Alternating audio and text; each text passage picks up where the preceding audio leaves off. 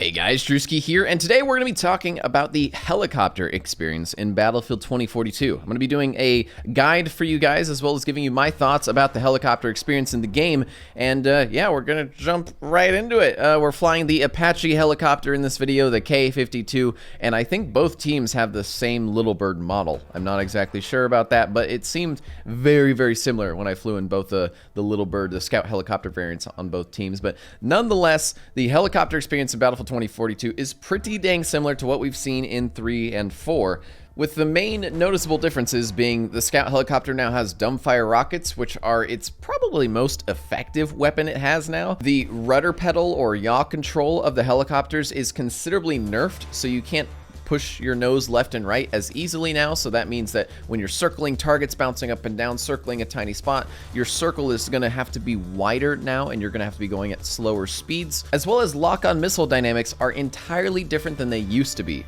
In Battlefield 3 and 4, as long as you fired the missile, it would usually hit with about a 99% chance, unless something just magical happened. Sometimes you'd see a missile just circling at the helicopter you shot it at. But now you can avoid missiles in a helicopter simply by flaring, by not actually popping your flares. I'm saying a physical flare. You pull the stick all the way back and really try to dodge the missile, especially the ground, like the Stinger missiles that the ground units have. Those things are so easily avoidable because the missile can't turn fast enough sometimes to actually hit the target that it locked onto. So if an aircraft is moving, like this in this example, I'm shooting at a K-52. If the aircraft is moving in a perpendicular fashion, or if it physically moves a lot to one side or the other, the missile just won't be able to keep up. The missile will over-G itself and just will try to turn as much as it can, but it just can't do it. A lot of new players are also mistakenly, just like I did, shooting the missile before it actually locks all the way, because for some reason you can shoot the anti-air missile without it actually locking onto something. I don't know, but you'll just see missiles flying past you, and you'll go, "What the heck was that?" And it'll be a Stinger missile that never locked onto you at all. So if you're finding an attack helicopter in the Scout helicopter, there's a few things you need to worry about. First off, he has pretty decent rockets, so he's probably not going to hit you with. But 2, he has the anti-air missiles. Those are going to be able to lock on you and shoot you at range. So you need to close the distance as quick as you can with any attack helicopter, and then basically just go wild. Just turn it all directions. Try to get as close as you can until you are on his butt. So in this example, I'm literally just rolling around like crazy around this guy. My friends are watching the dogfight from down below because the only thing I can do is get out of his cone where he can lock me on, because he's just trying to lock me on constantly. So the thing I'm doing, I'm basically not able to shoot him. Yeah, I could just stabilize and start shooting him right now, but it's not going to be effective because he's going to easily lock on and shoot me back, and I'm going to only have 1 flare and he's going to have 2 missiles.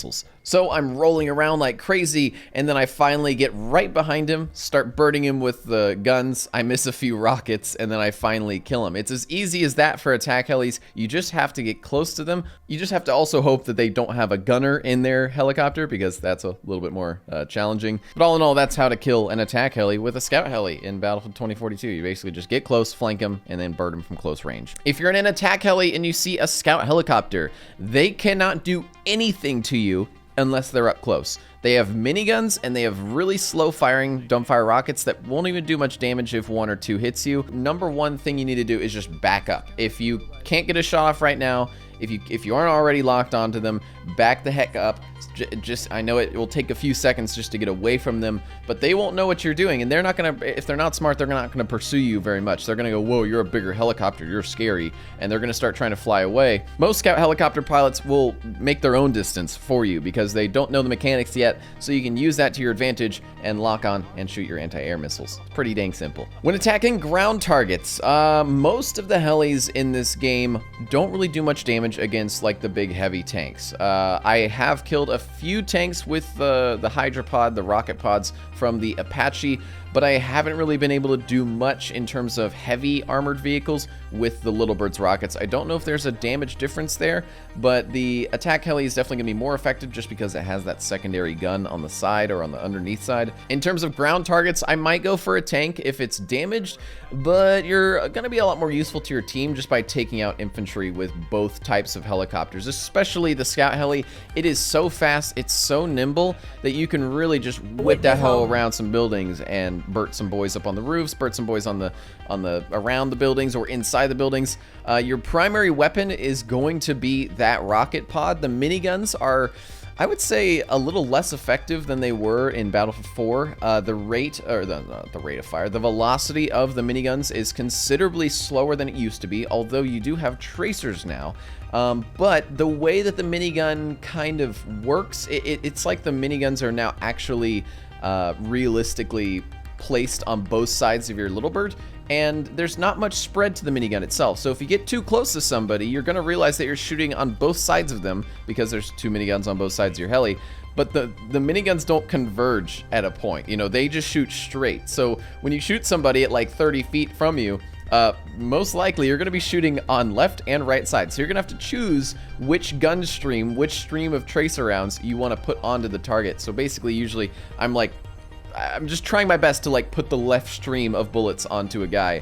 But overall, this is a little bit more difficult than it was in Battlefield 4. I think Battlefield 4 had a separate kind of way of processing the rounds out of the little bird, so it was more of like a hit scan sort of feeling. It wasn't hit scan, but it was pretty dang close. I do hope that they add more spread to the miniguns in the future, because honestly, you're not going to really be hitting stuff at far range anyways, and it would assist the minigun in being a good primary weapon at those closer ranges. Because right now, all I'm doing is I basically fly around until I have a full salvo of rockets. I wait for them all to reload, and then I fly in on an objective. I find one guy, I dump like 4 or 5 rockets on him. I see if I kill him. If I didn't, I'll turn around, I'll dump 5 more, and then I fly around a little bit. Maybe if I see a target that's a really easy kill, then I'll go in with the miniguns, especially if I see like a Jeep or a civilian vehicle. Those are really, really easy to kill with the miniguns because they're big targets, and those miniguns do have a little bit of spread, but the damage per second, if you are actually hitting every single shot of the minigun on something like a light vehicle, is insane. You can tear them up in 2 seconds. It's such a satisfying feeling too, because the hit marker sound is like, it's very, very good. My main strategy with flying the scout helicopters, as well as a little bit of the attack heli, I do prefer the scout heli more just because I think it's more of a utility vehicle. I don't know, it's more fun. Is attacking an objective until you feel like you're actually in danger. It's a really, it sounds like a really cheap way of playing the game, but it's actually a really effective strategy, and it was a strategy back in Battlefield 4 and Battlefield 3, and now it's even more prevalent in Battlefield 2042 because the map site is so much bigger. And the strategy basically is you fight at an objective, you kill as many people as you can at that objective, and once they start bringing out their anti-air missiles, you just jump to the next objective. You just forget that objective. They're not going to chase you. They're infantry. They might have gotten mad at you killing them once or twice, so they'll grab that Stinger missile, but you can now physically dodge the Stinger missiles as well as you can pop a flare or two and get out of there and just jump across the whole map. And because the map size is so much larger now, and there's so many more people in the game, it's a lot less of a, oh, I hate that guy in particular. I know he's the guy in the little bird, and he's flying around this objective. But the moment you fly to another objective, he's not going to be able to find you. The map is so big, you can only see about half the map at a time, depending on what side of the hill you're on. So basically, encircle an objective until you start feeling a lot of heat from the enemy team. You'll start to see AA vehicles start rolling in, or people with minigun jeeps start trying to shoot up in the air at you. Once you feel enough heat from the ground, once you start taking a lot of hits, move on to the next objective. That new objective will have, because it's a 128 player match, a whole different group of people that are probably not even understanding that you were just totally wrecking an objective off half a mile away. So they will not be prepared for your scout heli attack. You burnt them a little bit, you shoot some rockets, you kill some boys, they start getting angry, you jump to the next objective, because there's just so many people. Scout heli gameplay in this is pretty dang fun.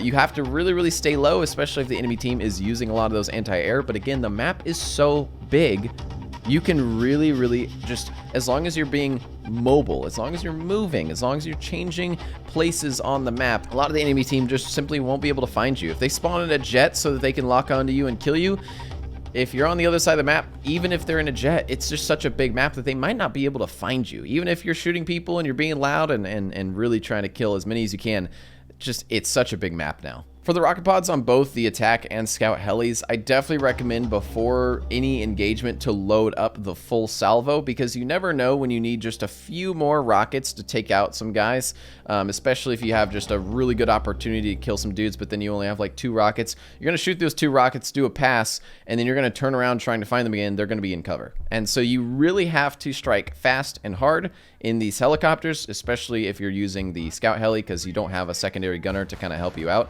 In my opinion as well, the secondary gunner on the attack heli was not finished at all. It definitely needs some sort of stabilization, some smoothing for the person that's in the gunner seat. Every person I've flown with has said that they either got like sick feeling while flying in the gunner seat of the Apache, or just because the way that the camera moves around for the gunner, they couldn't hit anything at all. It was really hard for them to do. So definitely there's some things that need to be worked on. In my opinion, the flight model still needs a little bit of tweaking. In my opinion, there still needs to be a little bit more rudder pedal sensitivity. And in my opinion, I don't know why rockets, dumbfire rockets, are the main primary effective weapon for the Little Bird. In my opinion, it makes it just more similar to the attack heli. It makes it not have its own niche role. In my opinion, the attack heli is more of an anti-vehicle sort of thing, as well as the gunner seat on that's obviously more of a sort of anti-personnel.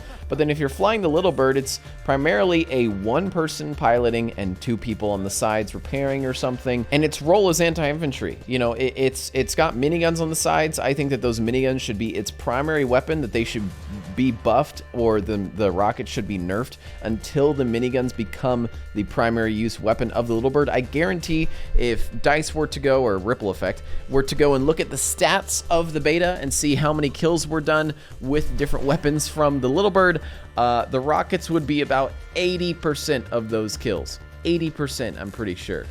The rockets should be more of like 40%. Like, you should be birding things with the miniguns, but then you should have like 2 pretty powerful rockets that take a little bit to reload, but like let's say there's just 2 tubes on each side, like, so you could do a minigun burst and then you just go boom boom at the very end, and you could switch to the rockets really quickly and fire them, and it would give just a little bit extra splash damage. Maybe make them more powerful than the current rockets, but just lessen them. It's really weird to see barrages of rockets coming from a tiny scout helicopter. I definitely think that should be changed.